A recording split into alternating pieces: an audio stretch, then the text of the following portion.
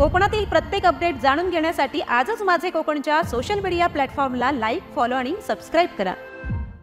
रत्नागिरी जिल्ह्यातील मांडवीतून एक धक्कादायक बातमी समोर आली आहे। भर रस्त्यात एका तरुणावर कोयत्याने जीवघेणा हल्ला झाल्याने परिसरात खळबळ उडाली आहे। अरमान इनामदार असे गंभीर जखमी झालेल्या तरुणाचे नाव आहे।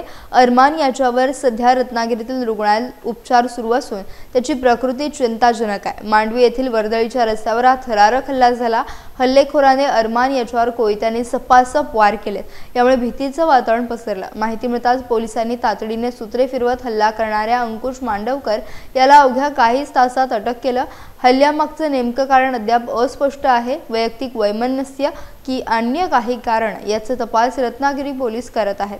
भर रस्त्यात झालेल्या हल्ल्याने कायदा आणि सुव्यवस्थेवर प्रश्नचिन्ह निर्माण झालं असलं तरी पोलिसांनी दाखवलेल्या तत्परतेमुळे नागरिकांना दिलासा मिळाला आहे।